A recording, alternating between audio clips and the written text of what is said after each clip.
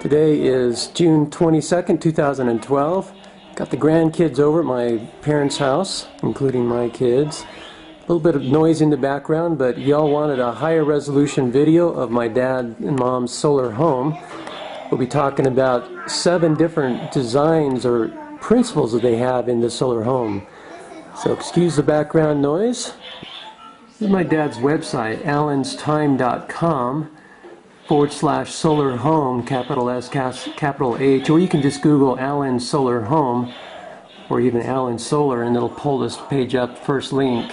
Used to be you could type in solar home in Google and this was one of the first 3 links that came up. This is just a schematic showing the home. The 6 different principles shown here. There's another one that's been added since this diagram. Number 1 is that we've got coming through the south-facing window that's right up here in the home. You've got the sun comes in and he hits the trom wall, which is in the middle of the home, and heats that up during the day. In the winter, when you have the low angle of the sun, and that then radiates out in the infrared, the radiant energy at night and when the sun's not shining, and that's basically the thermal flywheel for the house. There's no furnace in this home, and it's able to stay adequately warm throughout the winter. They do have a wood-burning stove to top things off, but don't have to use it very often, because usually the coldest days are also the sunniest days. And when you have a cloud cover, you don't get the sun, but you also doesn't get as cold because the cloud basically insulates the earth when you have cloud cover. So that tends to work in your favor. Number 2 is they've got the solarium out there where you get more heat gain, and there's an eave there also that blocks it in the winter or in the summer when you don't want the sun. And that hot air rises, goes up through these little tubes through the living room, and then cool air drops and returns through the floor joists to complete the cycle over there, and that's number 2. Number 3 is just a photovoltaic system, typical PV panels, nothing exotic there. 4 is a thermal panels, also nothing exotic there. 5 is unusual. These are eutectic salts inside of a chamber in the basement that melt at 70 degrees, which is, comfortable room temperature. So you have your phase change going on at 70 degrees, and the hot air off of those rises, goes through the floor joist, comes back through some ductwork in through the ground to then return the cycle. That's passive as well. That's kind of something my dad developed in Boulder before they moved here to Fountain Green. And then number 6 is called the burn principle, where you tie into the Earth's temperature. You insulate the house into the ground so that you are tying into the year-round the same temperature of the Earth. And then there's a garden thing we'll talk about, and then there's also a geodesic dome. So that's an overview of what we're going to be talking about here today. Actually, there's a 7th one here before the actually I think we're talking about 9 different nominally solar principles. Number 7 is not shown on this diagram, is a air conditioning system where on the right side of this picture there's a tube that comes out of the ground into a vegetative area which gets evaporative cooling going on, and it goes 40 feet through the ground into a basement room. So that's your cool air intake, and then on the top of the house, on the east and the west of the house, are 2 towers that are lined on the inside with black tin glass, and that gets really hot, and that then is hot air out on the top, sucks the hot air out of the top of the house, and then brings the cool air in from the basement. That's a passive air conditioner. Works fairly well.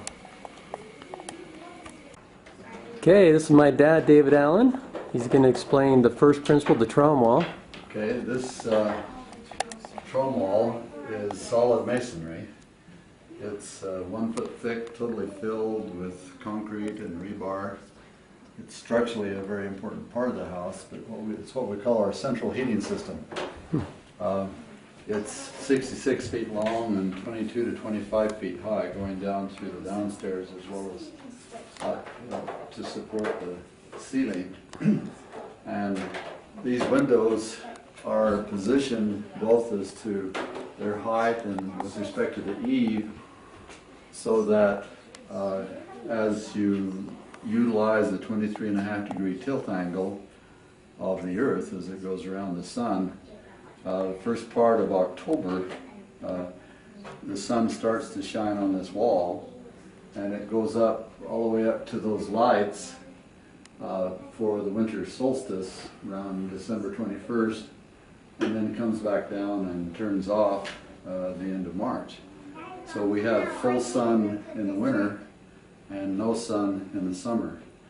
And you have about 800 watts per square meter from the sun, and so you have all that energy, and most of it's in the optical region of the spectrum.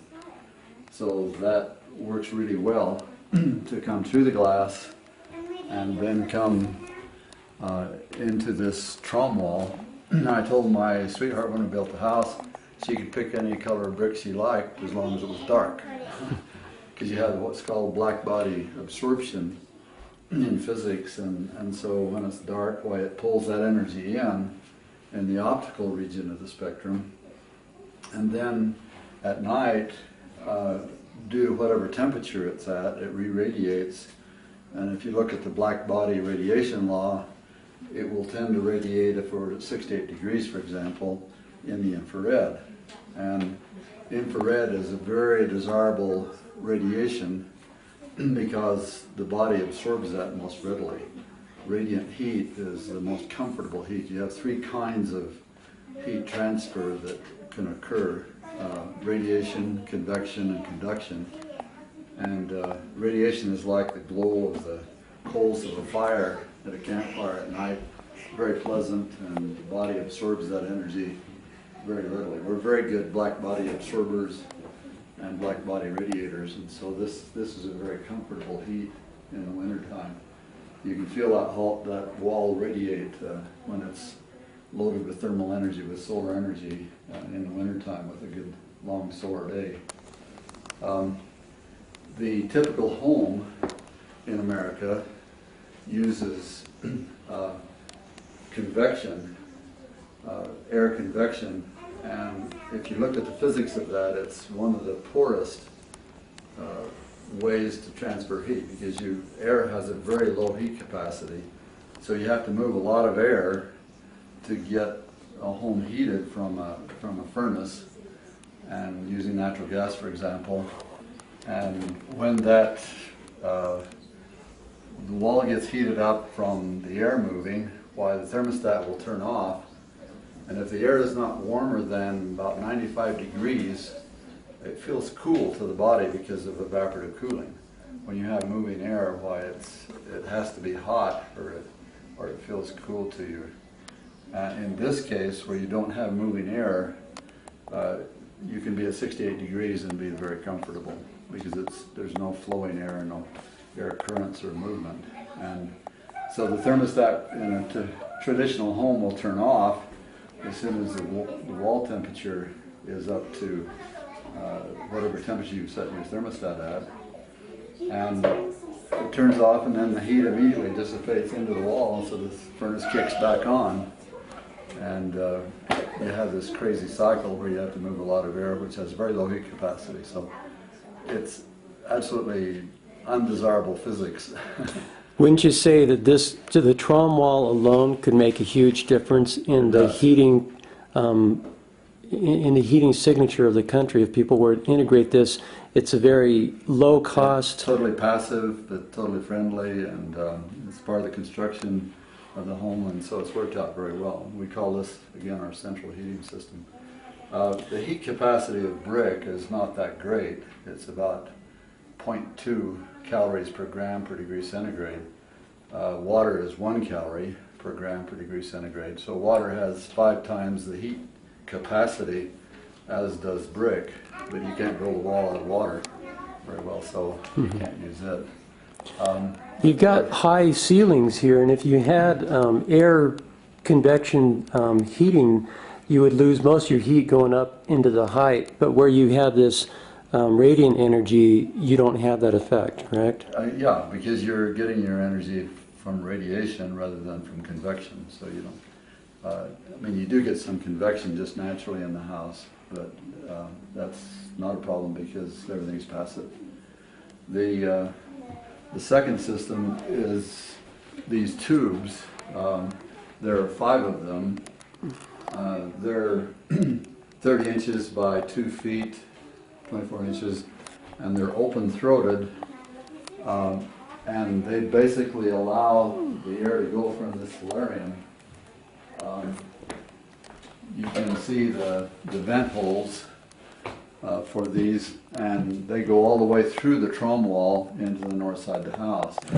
So in the winter time, this solarium, with the winter sun going down at low angles, this room will get up to as high as 100 degrees Fahrenheit. And so it gets very warm, very toasty in here, and so that hot air naturally rises, creates a hydrostatic pressure, and it pushes that hot air through these open-throated vent tubes. Then And I notice there's a return air here, and there's 6 of those too? I forgot, I think there are 6. And those go through the floor There are joists? actually more than that, if you look at all of them. So that air goes across, and you can see one of these coming through the trom wall here. And if, for example, in the wintertime, you hold a Kleenex up there in front of that, you'll see it naturally wafted out from the natural convection, because when the hot air gets to the north side of the house, it drops because it cools, and then it goes through those French doors or through the floor joists. So you have this natural convection all the time when the sun is shining to move the hot air from the solarium to the north side of the house. We have one for our bedroom and one for the master bath. And, that system has worked really well. It's totally passive and creates a nice level of heat in the living area on the north side of the house.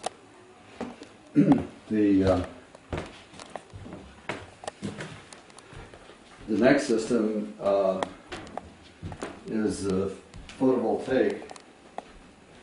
Really quick, in talking about this passive solarium system, this is also something that could be nominally cheaply integrated into most homes. Just a natural design, yeah. Using the solariums are common in people's homes, but to utilize it so it moves the air passively would make a lot of sense. And it's not that hard to do. And in the summertime, when you don't want it, you're not even sealing those off because it turns out that as the sun comes up in the summertime, the amount of energy that comes through the glass is a function of the angle. So as the angle gets high, you get a lot of reflection off the glass. So this room does not get hot in the summertime. So it's not a problem for summer heating. So it basically turns off in the summertime, just like the trom wall. So it turns off in the summer and turns on in the winter naturally from the tilt angle of the earth. what latitudes do you think could get away with this? Because if you're at the equator, obviously you have different angles and different dynamics. Totally different conditions. So it's going to work best at the higher latitudes where it turns off and on. But you have to think about it. Basically, the sun angle and the heating and cooling are a function of the latitude, and you can design a home for any latitude if you wish. And it's just a matter of utilizing the angle. Just how big you make that eave on the... Yeah, this was calculated specifically for 40 degrees north, and you could calculate it for any latitude of your home. Okay. It could be used well. I mean, there's no reason it can't be used at high latitudes as well as low latitudes. I think this is a nice latitude, 40 degrees. It gets 20 below here in the wintertime, and it'll get, today for example, it's in the 90s. It'll get up to 105 in the hottest days of the summer in here. Yeah, We'll talk about the cooling system in a minute. Let's go see the PV system.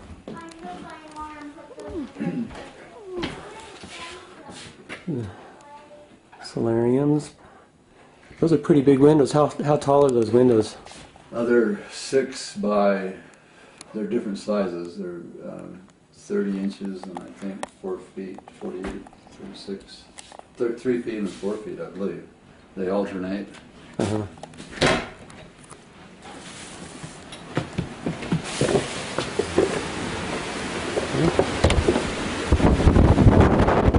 Let's stand out of the okay, I'm good right here. Got a bit of breeze here. Hopefully you can hear. The photovoltaic is pretty traditional. It's a 1 kilowatt system, 24 volt, feeds the solar energy into a battery bank and inverters so that we can sustain the home on an emergency basis. We're not running all of our energy from it because at the time we built the home it was too costly. So we basically just have enough for emergency backup. But it's worked well. We put this in 92. It's still working fine. I've replaced the batteries once. You've got it so that you can change the angle. Do you do that very often? Not at all. I configured it so that it averages out over the course of the sun's travel, so I don't have to move the panels. Okay. Just a good average basis and it's worked fine. The hot water panels you can see here. Here's one of those towers on the west side of the house. There's a full photovoltaic system. And this is the solar thermal system. And we'll get out of the wind here. Go ahead and explain the solar thermal system. The hot water panels, there are 6 of them. You've got backlighting if you could come over here. Okay. It's such a beautiful background. There are 6 of them. They're 4 feet by 8 feet. And this supplies all of our hot water for culinary purposes and also the heating, radiant heating for the 3 bathrooms. So there's 300 gallons of hot water storage, and that then is thermostatically controlled for the bathroom, so it provides extra heating for the bathrooms in the house. I understand the solar thermal systems are one of the most efficient uses of energy because it captures the most and then we can return the most. But cost-wise, it's a little more expensive, isn't it? Yes. In fact, you can't even buy this glass anymore. It's a shame. If people were interested at all in doing good solar, it would be readily available. But for whatever reason, you can't buy the glass. This is a high transmissivity glass, specifically designed for efficient storage of solar energy, and you can't even buy it, so it's crazy. I don't know why. We're standing underneath the solarium right now, and let's go look at the batteries for a second and the inverter. This is by far the most expensive solar component, isn't it? The photovoltaic altogether back in '92 cost about $20,000. This is an old system. I've replaced the batteries once. This is built in '92? Yes. And it's worked fine. This rack, this used to be filled with 24 volt deep cell or 12 volt. They're about the size of a car battery. Now you've got it down into this one rack. Yeah, I replaced these just a few years ago. Need to clean the terminals, but you have to fill the batteries a couple of times a year to make sure the water is up to where it should be. This system basically allows you to have electrical backup for the hot water system, which is the only active system. There are 3 pumps on the hot water system, one carrying propylene glycol for the so antifreeze. It doesn't freeze. It's an antifreeze. And it carries the heat into the house through a heat exchanger. Another pump takes that water that receives energy from the propylene glycol and puts it into the water tanks. And then there's a 3rd pump that pumps into the bathrooms for heating those. And those pumps can be run from this system, so in an emergency basis, we don't need the grid to keep functioning. In a percentage basis, how much would you say that the thermal system contributes to the heating of the home in terms of the ambient heat? The main heating is going to come from the first two, from the trum wall and from the solarium, because you have the most solar energy coming through those systems. The hot water, of course, gets utilized for culinary purposes as well as just the bathrooms. And I think percentage-wise it may be 20% or something of the ambient heating is supplied. Primarily in the basement. Well, for the bathrooms. Hot water typically will go to the bathrooms for culinary purposes. But it's also heating the bathrooms, right? Yes. Yes. Okay. A 50-gallon hot water heater, and then these 125. That's regular propane water heater there. Yes, that's and backup. that tops it off, right? It's just backup. Yeah. Okay. We don't have to have that. It's just an emergency backup. And so the hot water, the propylene glycol comes through this heat exchanger, and then the other pump circulates through these big tanks, and it was exchanged here through this heat exchanger to convert the heat from the sun to hot water in these tanks.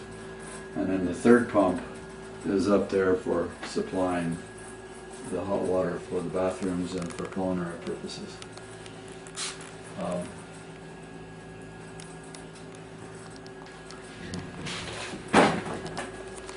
Now we're going to go into the eutectic chamber, which you can see in the summertime is partially shaded from the solarium, but in the wintertime we'd be getting full sun.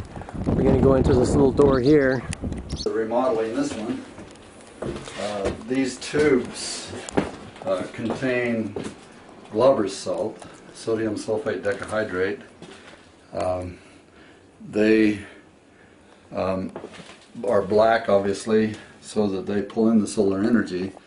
And the windows, again, are positioned and designed so that when I have this rack full of these Glauber salts, it acts like a radiator. And so it, you can see the idea here, it's fully loaded. So you have these black tubes stacked up inside of this rack, receiving winter solar energy. And in contrast to the brick, which has 0.2 calories per gram per degree centigrade, the heat of fusion of the Glauber salts is 80 calories per gram. So you would have to go through,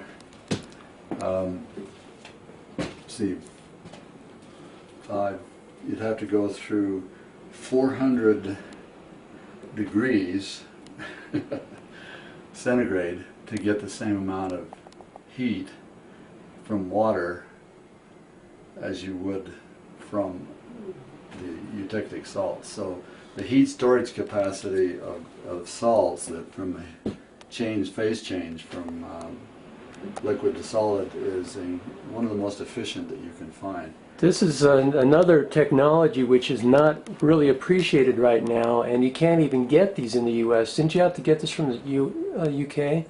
Yes. In fact, these came to New Jersey, to Denver, and I called up Denver when I learned they had some, and they said, nobody wants them, you can have them for half price. I said, I'll be down. So I went down and bought everything they had and used them in Boulder while we were there. There's some question about the stability long term. Dr. Maria Telka's developed it originally. She had patents and papers describing how this was used. She built a home at the University of Delaware based on these Glauber salts, and it seemed to work well. You have to concern yourself with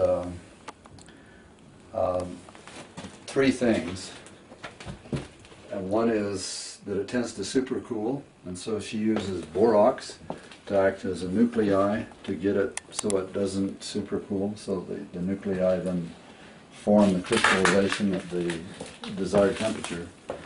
These melt at 90 degrees Fahrenheit, so it's a very desirable temperature for storing energy. So when the winter sun comes in, it heats up the salts at 90 degrees, it turns it into liquid.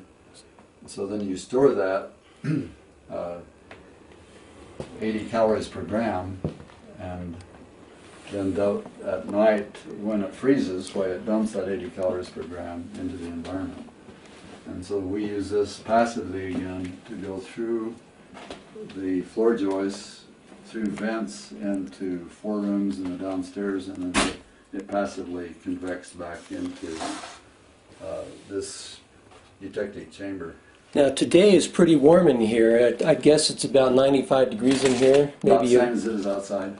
Yeah, and yet you don't have any blocking of these vents in the summer. Is that not a problem? It has been a problem because it only gets hot in the wintertime, because when the sun goes down, because it's protected by the floor of the solarium. Mm-hmm.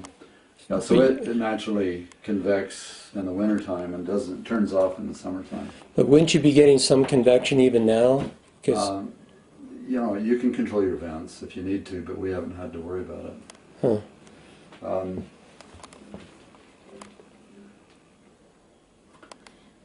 And how much price-wise, if this were to catch on, what kind of prices are we talking about with this eutectic salt?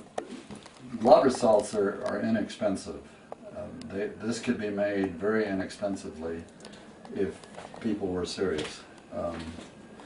Again, there's a question about long-term stability that hasn't really been answered. Well, you've had them 15 years? Oh no, we've had them for like 25 years. Okay, and no problems yet? Well, I haven't done careful measurements to know that the heat capacity, heat diffusion are still the same as they were, but they seem to be working. Uh-huh. So I don't know whether they've deteriorated or not. As near as I can tell, they're still okay. But again, one would like to do some careful scientific experiments to determine that, but it seems to work. What kind of, the panels that you've got here? Again, this is your high transmissivity glass, which you can't buy anymore. I busted one of the glass panels and I tried to replace it and I could not find any. So I had to replace it with standard glass, which is low transmissivity and clear, and so it's not desirable. But that's all I could find.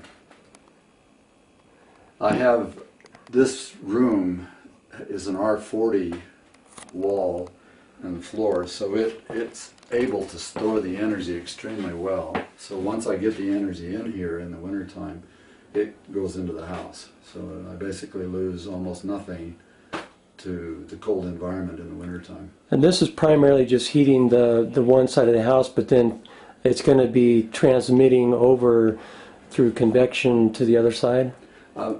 Basically just the downstairs. There are 4 rooms heated by this eutectic chamber. We have 2 bedrooms down here and a lab and my wife's hobby room, and they're heated by this eutectic chamber room.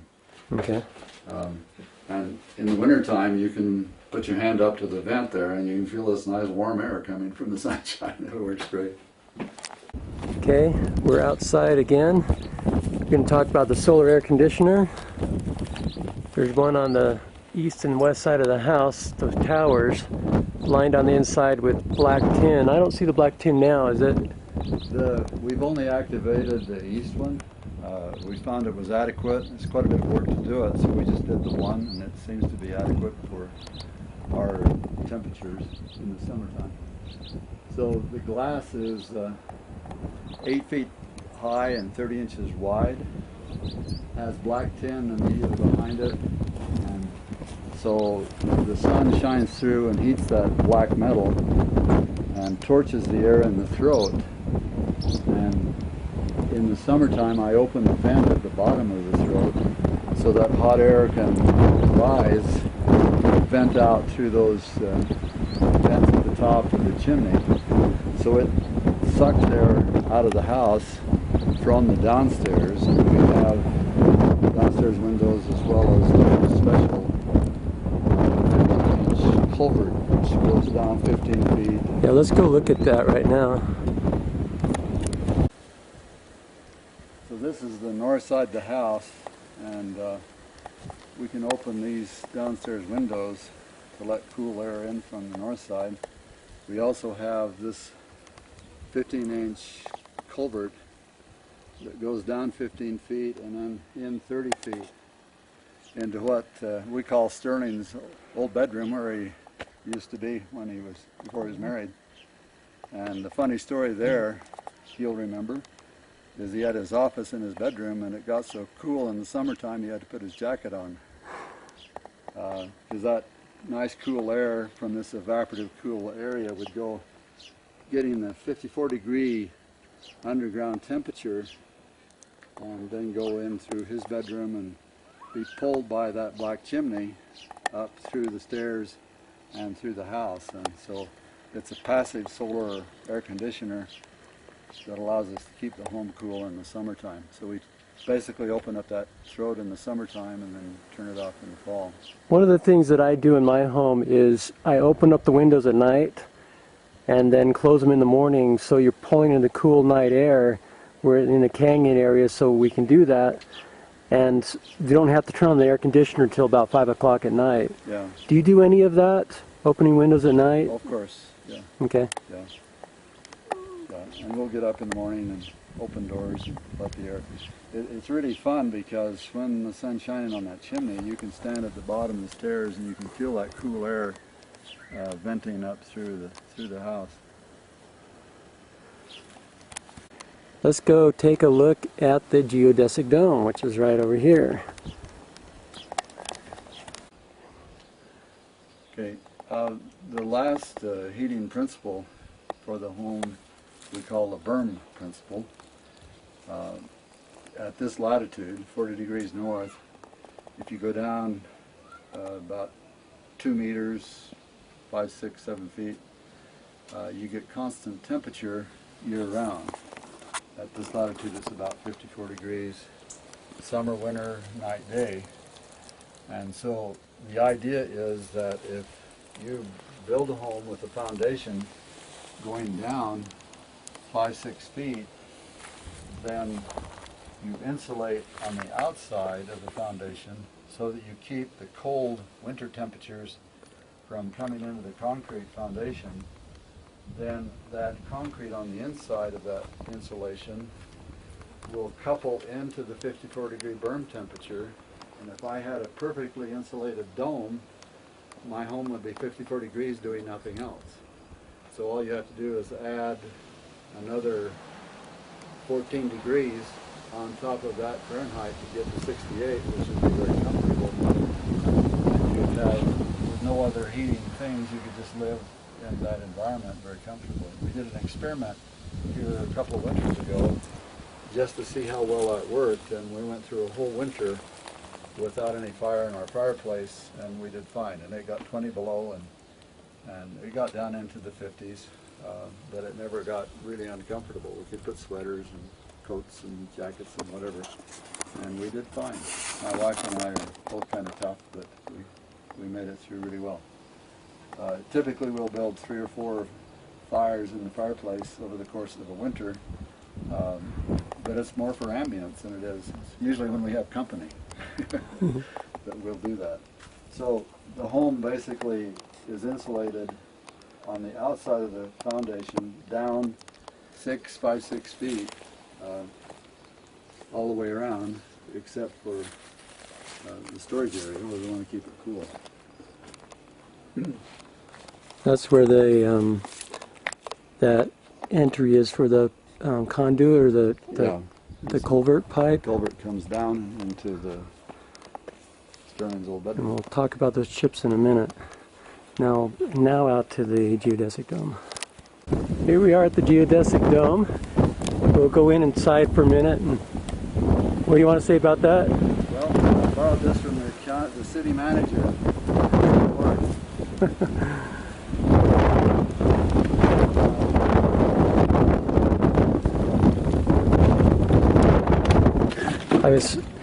We actually were in here earlier and I didn't have my record button on, so This is take 2 in the geodesic dome. I was saying, started out by saying that geodesic dome is nothing new. My dad corrected me that there are some things that he's integrating here that are unusual or new. Going back, the geodesic was invented by Buckminster Fuller in the 60s, and there are millions of them around the Earth. It's the strongest minimum strength, maximum strength, minimum material edifice that you can build. Made out of triangles, you have a section of a sphere. There are 75 panels in groups of 5. The geometry here is really intriguing when you dig into it in detail. And so it's designed for greenhouse purposes by Parsons, who was in Pagosa Springs, Colorado. And we bought this from him as a kit. And then what you do on the inside is your own thing. The geodesic basic kit comes with 800 gallons of water storage where you can put fish or whatever, and that gives you some thermal capacity as well. And then there are you have these vent tubes which are solar driven to pull hot air down through the grow beds, and the solar panel up on the south side drives a little fan to suck that air through the grow beds, so it heats up the grow beds during the daytime so that they're warmer at night, and so that provides some additional thermal storage in the grow beds. The kit also comes with 2 vent windows and 2 intake windows, and you see on them a cylinder which has a thermally expansive wax, and that wax expands when it gets hot, so they naturally open and then close at night. So it's again a passive ventilation system that vents the greenhouse when it gets quite warm. Does that ever malfunction? I've replaced, I think over the course, we've had this for like 6-7 years. I think I've bought maybe 4 or 5 of those for replacements. They do malfunction. You do have to replace them. I've gotten some new ones that are up there that withstand the wind really well. The older ones tend to get torn apart in high wind situations. These have worked really well. They tend to not flop around in the high winds. Anyway, when we built this, in designing our own system, we did some innovative things that have worked out quite well. Because you get the outside walls in the kit, but what you do on the inside is your choice. And so all of the grow boxes are what we did in addition to the kit. And knowing that the berm principle worked well on our home, I felt to include it as an innovative addition to what Buckminster Fuller's original geodesic would do, or Parsons' greenhouse design. Utgard has a 2-foot wall on the outside with tin keeping the moisture out of it. And so what I did was go down another 3 feet with concrete and gravel, and then I insulate on the outside, and then I put dirt up against the outside of this 2-foot wall. So I've got a 5-foot insulation going down to catch the berm temperature. So basically this foundation for the geodesic is coupled into the berm temperature at 54 degrees. So that acts like heating in the winter and cooling in the summer by coupling into that berm temperature that we have at this latitude. And so that goes all the way around. And I did kind of a fun thing. Rather than go to an expensive concrete forms and structure and whatever, I simply dug with a spade where these walls would go, the width of a spade, and put my feet sideways so I could stand in there while I was digging down a 3-foot trench.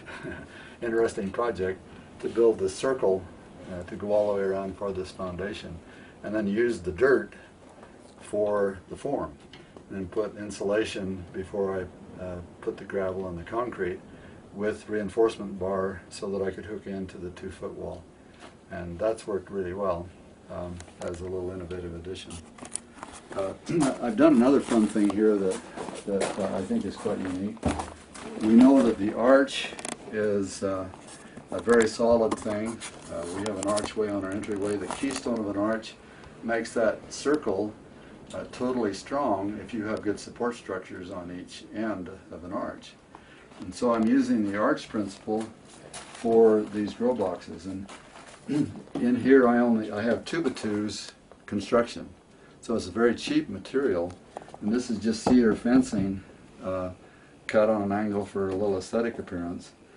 And what I've done is created a circle here, which is like an arch. And so as the dirt pushes out against these 2x2s, they're all symmetric, and like an arch, the stress is equal. So you get no collapse of these little 2x2 sections.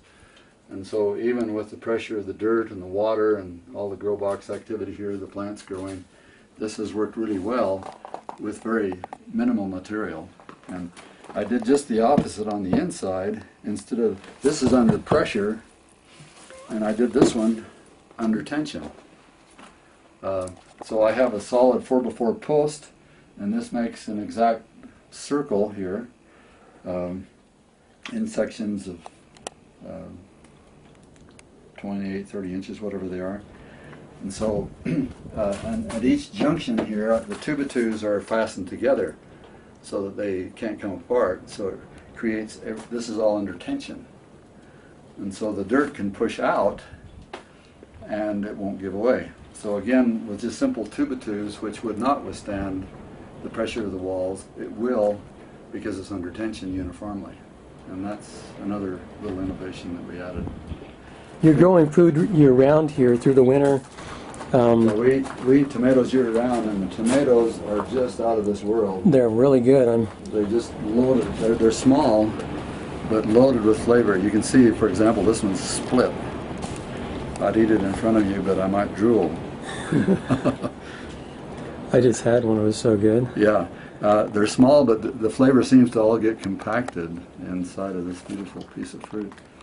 I'll have that. It's almost like eating candy. Yeah. Wow. So good. Then you have, as part of the kit, you get this 800-gallon water storage system. Do you have fish in here now? Yeah, there are koi and goldfish in here.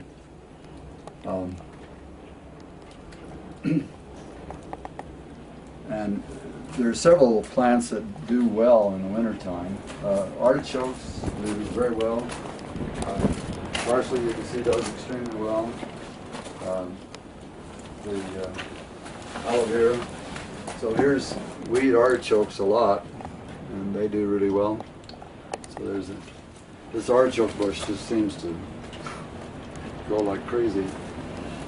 Swiss chard, you can make a whole meal out of one leaf, and it does extremely well. It'll take over if you let it.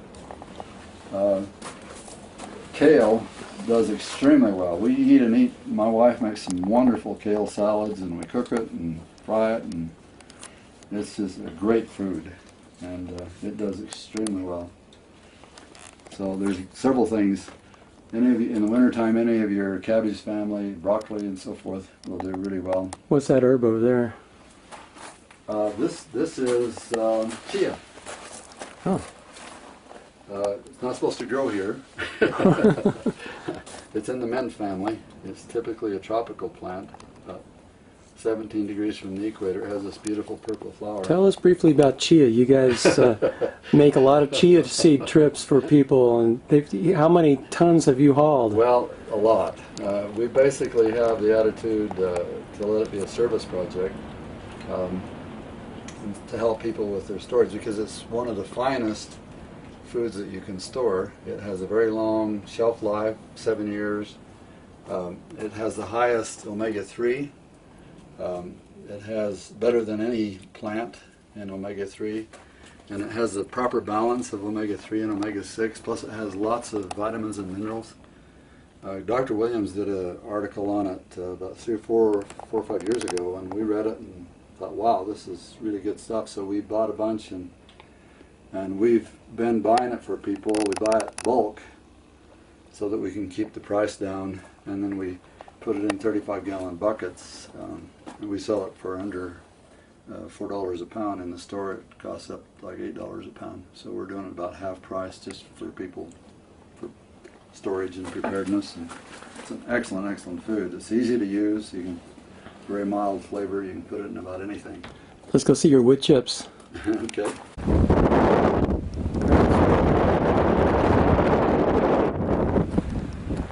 There we go. There's a photovoltaic system from the back. In the winter time, it can get below 32 degrees in the geodesic. It radiates too strongly at night, and so you have to augment if you want to grow tomatoes, at least with this latitude, because it gets 20 below, and you can't keep tomatoes if you don't keep it above, well above 32 degrees. And so we've made the choice to run electricity out there with a little heater. Doesn't take much, and that way we can grow tomatoes year-round. Alternatively, you could use a panel like we have here, put some energy in some batteries and run a little DC heater, and that would work well. And so either one of those would work well to allow you to grow tomatoes and things that are more susceptible to cold temperatures. Some of the plants that we have in there tolerate freezing conditions. The kale works great in cold, and the Swiss chard, several of them don't mind if it freezes. Any of your cabbage family, your broccoli and so forth will do well with freezing temperatures. So one could add this on top of what comes with the kit if you wish to. Recently we were told about a gardening technique. It's one of the most inspiring that I've ever seen. Paul Gerlich up in the Olympic Peninsula has this concept. You can go to online and Google Back to Eden, and you'll find an hour-and-a-half video where he describes this gardening technique. We were so enthused about it that my wife and I, dove in big time and have been doing it for our garden. And this used to be lawn, now it's going to be both vegetables, fruits, flowers, whatever. We just finished this, and if one goes down under these wood chips, you'll find beautiful moist soil for growing whatever. He has an orchard, and they're in the shadow of the rain peninsula up there, so they only get about 16 inches plus rain per year, so it's not much different than here. And he has an orchard where he doesn't irrigate.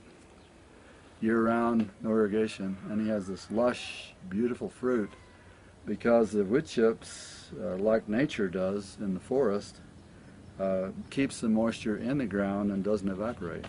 So if water comes, it goes in the ground and stores. So it's a beautiful concept. It's like a rain diode. It's like a rain diode, exactly.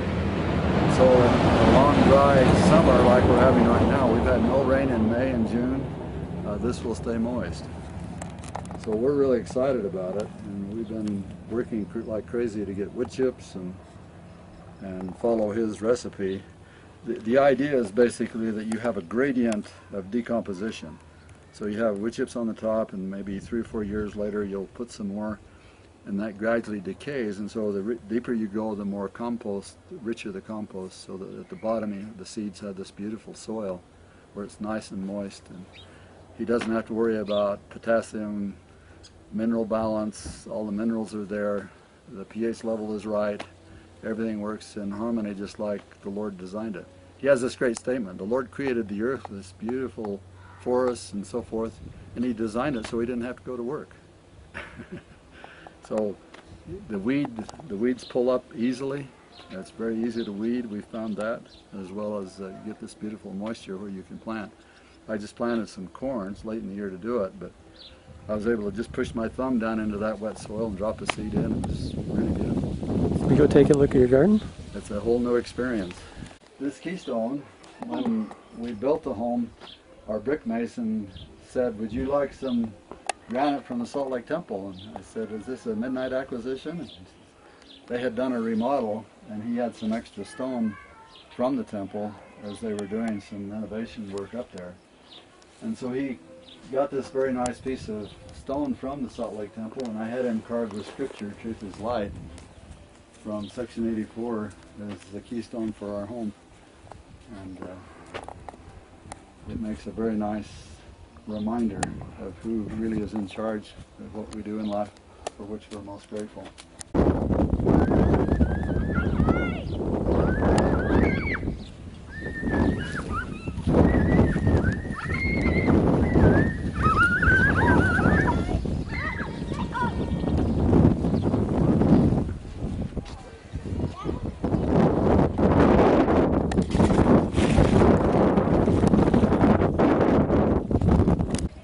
Okay. So this is Paul Gerlich Back to Eden gardening technique. We just put organic material down, manure underneath, and then some rotten hay and some wood chips on top, growing potatoes and wheat.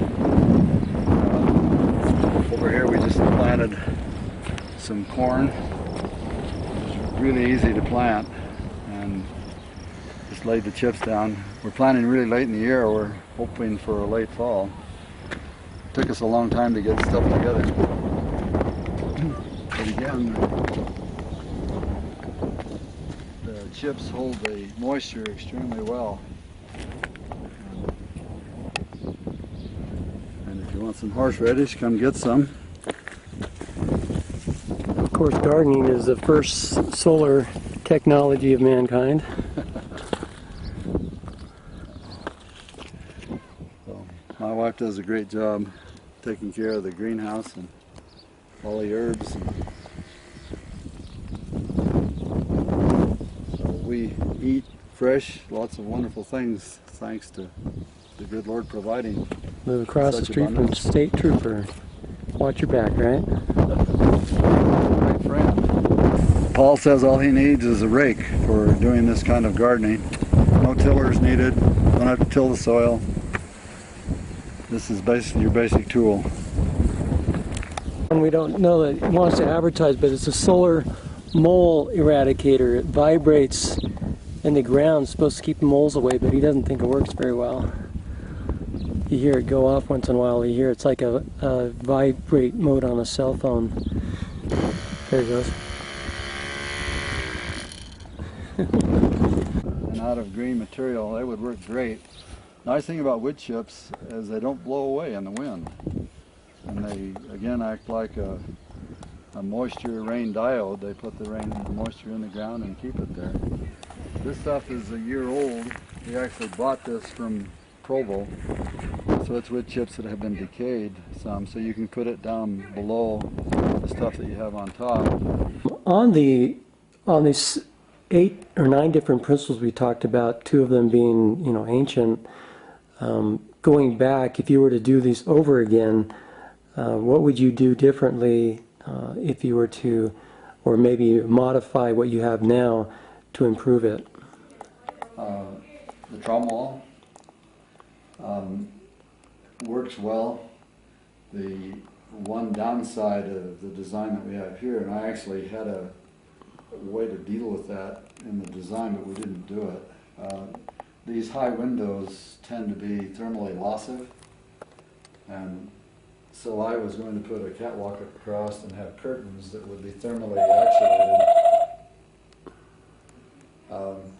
so that they would come down at night to keep the warm air in the house. And so we never did that. So we get quite a bit of heat loss out those windows at night. And so it would be good to have some way to curtain those during the nighttime. And to dress it out, you're talking about basically having a railed system going across there? Yeah, for servicing, I was going to have it so it was automatic, and I wouldn't have to get up there every night and lower them in the morning and raise them up again. So it would always be automatic, but and work off the battery system. and I'd have the catwalk just for servicing and maintenance of what would be there. But we never built that into the house and just left it as it is. And we can tell that there is some significant heat loss through those windows.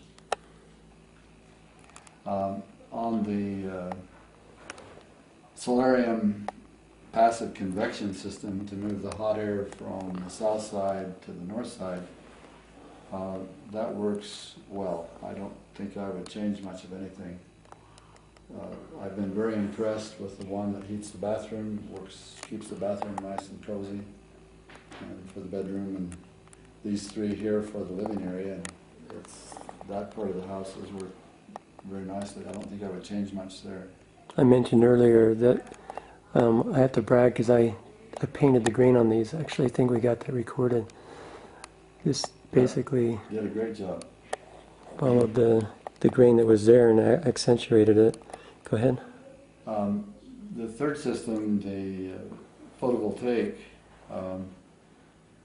desirably, if money were available, I would have it run the whole house so we could be off the grid. With a 1 kilowatt system, it was inadequate to do that, and so we just had it for emergency backup. So certainly I would like to be more independent so that I didn't have to be on the grid at all.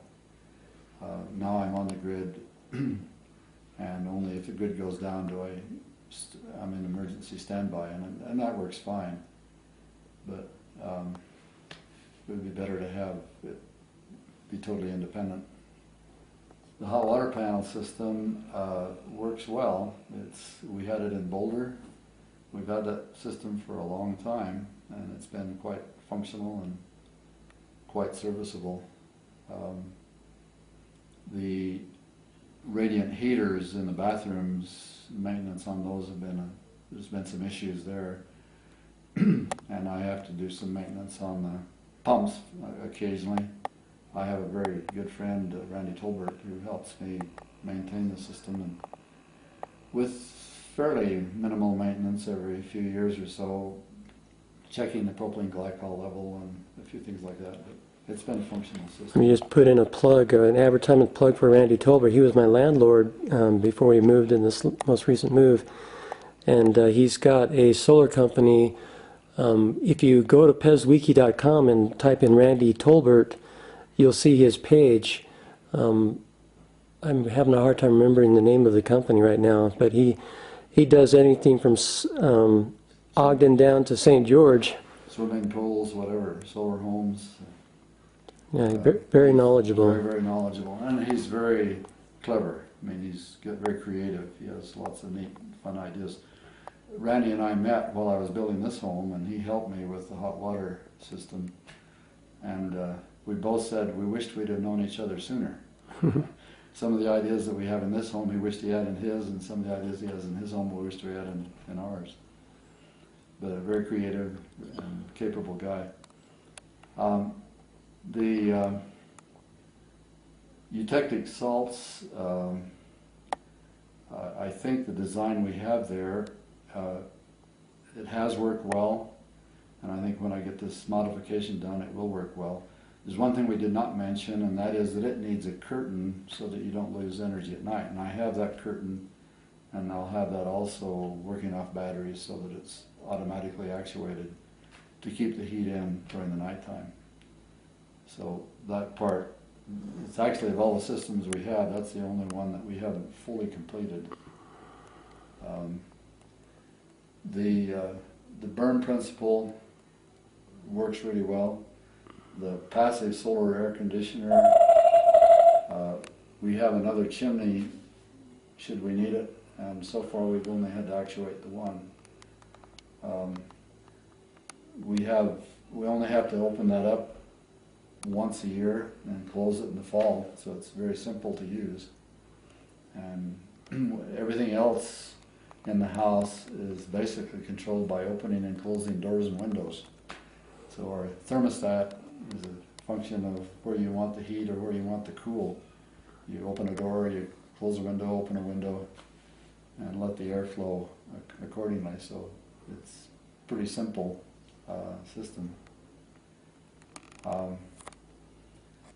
the geodesic dome is a good concept for strength, but there is, I think, a better way to do a greenhouse. And if you go on the web and look for Wallapini, W-A-L-I-P-I-N-I,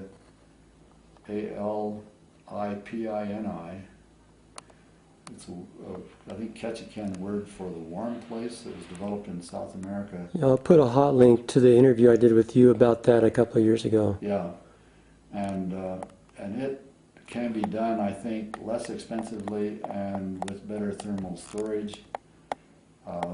We haven't yet, well, actually this home is almost like a Wallapini. But anyway, that concept, and they have a 31, 32-page manual on how to build one of those. It's been so successful as part of the BYU Benson Institute program that the Church of Jesus Christ of Latter-day Saints has integrated it into their welfare program. And so we're looking at actually trying to experiment with one of those sometime soon, because we think it will be more efficient and perhaps we won't have to have any augmentation for heat in the wintertime. Really quick on a tangent, I noticed you've got some kind of, is that a plug-in heater system there? Yeah, we can add a little heat. It's just a little electric heater. So in the living area, sometimes we'll turn that on. Just a lazy man heater. Yeah. And let me mention in conjunction with the Wallapini concept, this home is very much like the Wallapini concept. And we never even get close to freezing. We've never even been close to freezing. I don't think it's ever gone into the 40s. And so, you know, the concept, and it's basically all passive. So it's, I think the Wallapini concept is more thermally efficient than the geodesic, I guess is what I'm saying. My clock is telling me I've got about 2 minutes left on my battery, so let's closing thought here. To me, in terms of independence, being able to grow your own food, and I think this concept of Paul Gerlich, I would encourage everybody to go and watch that hour-and-a-half movie on Back to Eden. You'll find it very inspiring, and if you wish to be independent, being able to have fresh, wonderful produce that you can eat. There's also a guy in Alpine, Utah that's written this book, Caleb Warnock, Forgotten Skills. He was grown up in a home where they raise their food year-round, and he knows how to do it. And in Alpine, which is 6,000 feet, he lives off of his produce year-round. And he has a home that is totally self-sufficient and grows all of his own food. So there's lots of fun opportunities out there. You can buy this book from Costco at a discount. Okay. Thank you. Moderately same temperature of the Earth. And then there's a garden thing we'll talk about, and then there's also a geodesic dome. So that's an overview of what we're going to be talking about here today. Actually, there's a seventh one here before the, actually I think we're talking about 9 different nominally solar principles. Number 7 is a, not shown on this diagram, is a air conditioning system where on the right side of this picture there's a tube that comes out of the ground into a vegetative area which gets evaporative cooling going on, and it goes 40 feet through the ground into a basement room. So you have, that's your cool air intake. And then on the top of the house, on the east and the west of the house, are 2 towers that are lined on the inside with black tin glass, and that gets really hot, and that then is hot air out on the top, sucks the hot air out of the top of the house, and then brings the cool air in from the basement. That's a passive air conditioner. Works fairly well. Okay, this is my dad, David Allen. He's going to explain the first principle, the trauma wall. Okay, this trauma wall is solid masonry, It's 1 foot thick, totally filled with concrete and rebar. It's structurally a very important part of the house, but it's what we call our central heating system. For 68 degrees, for example, in the infrared. And infrared is a very desirable radiation because the body absorbs that most readily. Radiant heat is the most comfortable heat. You have 3 kinds of heat transfer that can occur: radiation, convection, and conduction. And radiation is like the glow of the coals of a fire at a campfire at night. Very pleasant, and the body absorbs that energy very readily. We're very good black body absorbers and black body radiators, and so this is a very comfortable heat in the wintertime.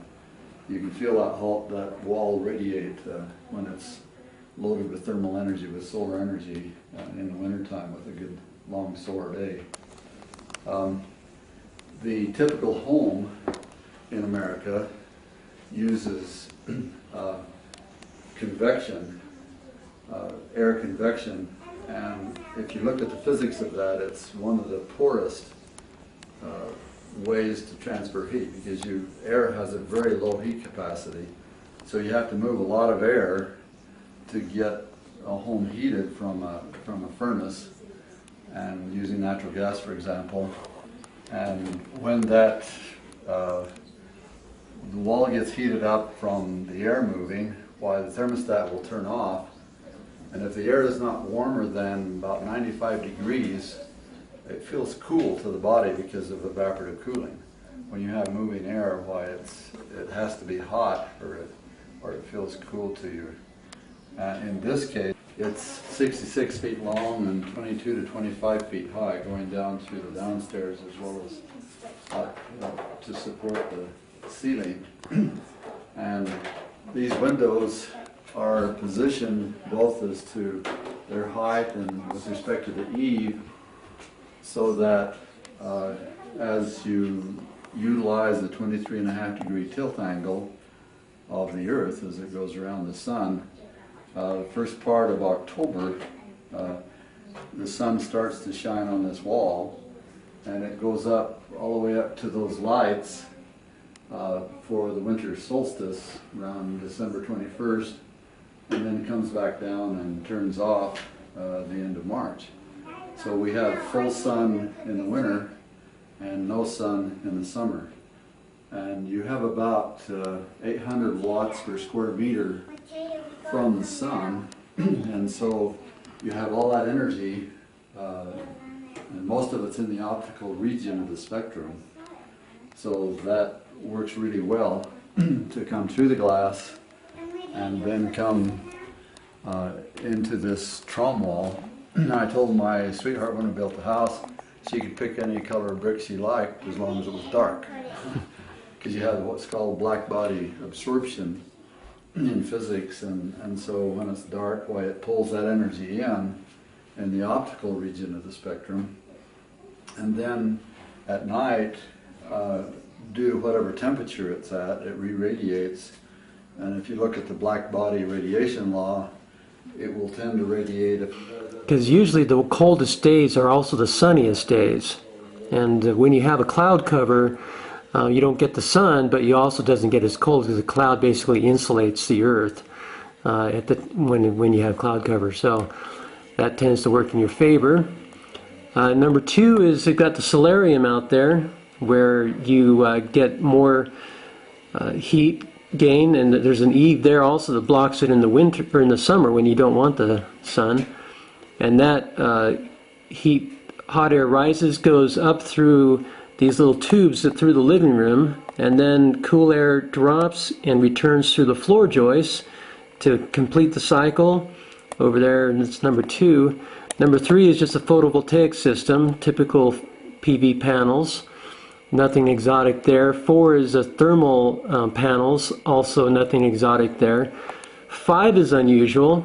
These are eutectic salts inside of a chamber in the basement that melt at 70 degrees, which is, comfortable room temperature.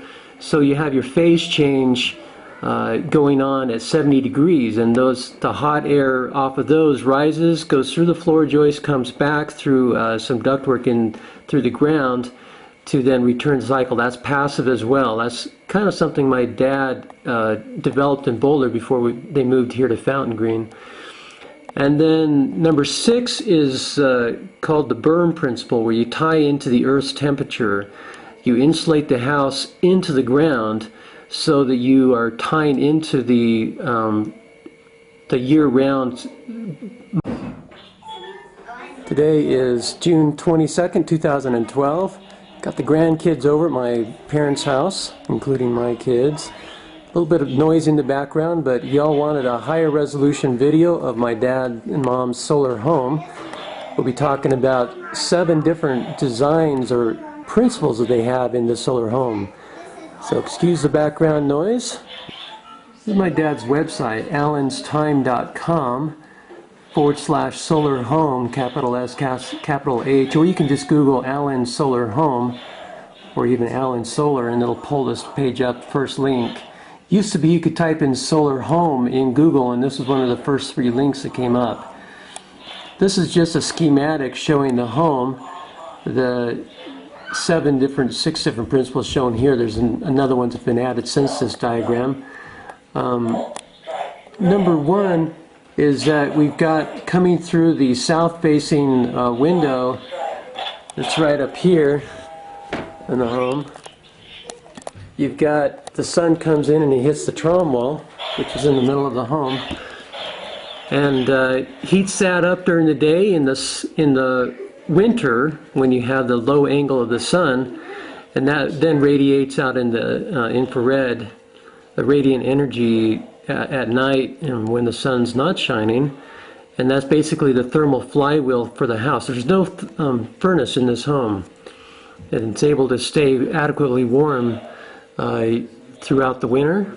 They do have a wood burning stove to top things off, but don't have to use it very often.